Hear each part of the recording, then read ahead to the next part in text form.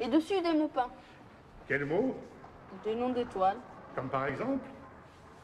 La boule, tout en bas, c'est la lune. C'est écrit. Et au-dessus, il y a le soleil. Et maintenant, faites tourner le soleil. C'est beau. Mais nous sommes vraiment à l'étroit. Oui, j'ai ressenti ça aussi quand j'ai vu l'objet pour la première fois. D'autres le ressentent. Des murs, des sphères et l'immobilité. Durant 2000 ans, l'humanité a cru que le soleil et tous les corps célestes tournaient autour d'elle. Le pape, les cardinaux, les princes, les savants, les capitaines, les marchands, les poissonnières, les écoliers, tous croyaient être immobiles dans cette sphère de cristal. Or maintenant, nous gagnons le large, Andrea. Le grand large. Car l'ancien temps est passé. Et voici un temps nouveau. Il me plaît de penser que tout a commencé avec les bateaux. De mémoire d'homme, ils n'avaient fait que ramper le long des côtes. Et soudain, ils les ont délaissés pour s'en aller par toutes les mers. Sur notre vieux continent, une rumeur est née. Il y aurait d'autres continents. Et depuis que nos bateaux s'y rendent, le bruit court par les continents hilars que le grand océan redouté est une flaque d'eau. Et voici qu'un grand désir est advenu d'explorer les causes de toutes choses. Pourquoi tombe la pierre qu'on laisse échapper? Et comment s'élève-t-elle quand on la jette en l'air? Chaque jour connaît sa découverte. Bientôt, l'humanité saura ce qu'il en est de sa demeure, ce corps céleste où elle réside. Ce qui est écrit dans les livres anciens ne lui suffit plus, car là où la croyance était installée depuis 1000 ans, là maintenant, le doute s'installe.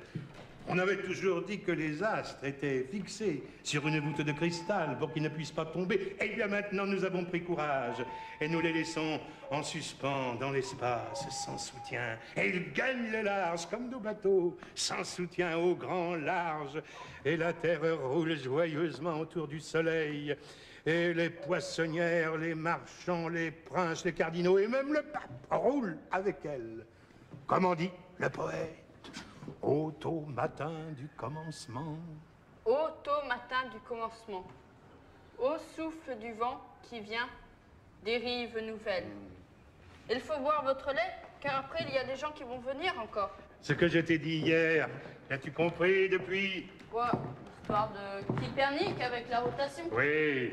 Non, pourquoi voulez-vous que je comprenne? C'est très difficile. Justement, je veux que toi aussi tu le comprennes.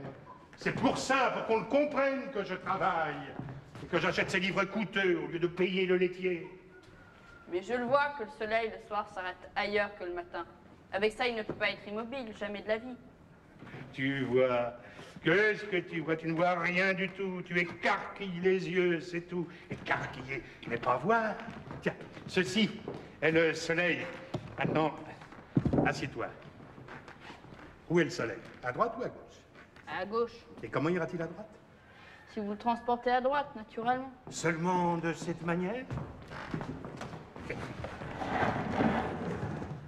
Et où est maintenant le soleil? À droite. Et il a bougé? Non. Qu'est-ce qui a bougé? Moi? Faux, idiot! La chaise! Mais moi avec? Évidemment, la chaise, c'est la terre. Tu es assis dessus. Que faites-vous donc avec mon garçon, monsieur Galilée? Je lui apprends à voir, Sarti. Oh, en transbahutant à travers la chambre? Laisse, mère. Tu ne peux pas comprendre. Ah bon. Mais toi, tu comprends par contre, hein? Ah. Un jeune monsieur qui désire des leçons, très bien habillé, il apporte une lettre de recommandation. Vous allez entraîner Andrea si loin qu'il finira par soutenir que 2 et 2 font 5. Il confond déjà tout ce que vous lui dites. Hier soir, il m'a même soutenu que la Terre tourne autour du Soleil. Il est persuadé qu'un monsieur du nom de Copernic l'a calculé. Est-ce qu'il ne l'a pas calculé, Copernic? Dites-le lui vous-même. Quoi? Ah, vous lui dites vraiment de pareilles sottises? Pour qu'il papote à l'école et que ces messieurs du clergé viennent me voir parce qu'ils débitent des choses pas saintes? Vous devriez avoir honte, monsieur Galilée. Suite à nos recherches, Madame Sarti, nous avons, Andrea et moi, après violente dispute fait des découvertes que nous ne pouvons pas plus longtemps cacher au monde. Un temps nouveau a commencé. Une époque de grandeur où c'est un plaisir que de vivre. J'espère au moins que nous pourrons payer le laitier dans ce temps nouveau, monsieur Galilée. Faites-moi cet unique plaisir, ne renvoyez pas celui-ci. Je pense à la note du laitier. Laissez-moi au moins finir mon lait. Alors, nous avons tout de même compris certaines choses hier. J'ai seulement dit ça pour l'étonner. Mais au fond, ce n'est pas vrai. La chaise et moi avec, vous l'avez seulement tournée sur elle-même, de côté, et pas comme ça. Parce qu'alors, vous pourrez tomber. Et ça, c'est un fait. Pourquoi n'avez-vous pas basculé la chaise en avant? Parce qu'alors, il serait démontré que je tomberais. Et voilà.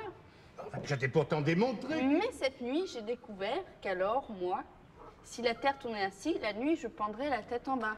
Et ça, c'est un fait. Ceci est donc la Terre. Et là, c'est toi debout. Et maintenant, la Terre tourne. Et maintenant, je pends la tête en bas. Et pourquoi? Et regarde bien. Où est la tête? Elle est là, en bas. Quoi? Elle n'est peut-être pas au même endroit. Est-ce que les pieds ne sont plus en bas? Quand je tourne, tu te tiens peut-être comme ça. Non. Et pourquoi je ne m'aperçois pas qu'elle tourne? Et parce que tu tournes avec elle, toi et l'air au-dessus de toi et tout ce qui est sur la boule. Et pourquoi le soleil a l'air de bouger?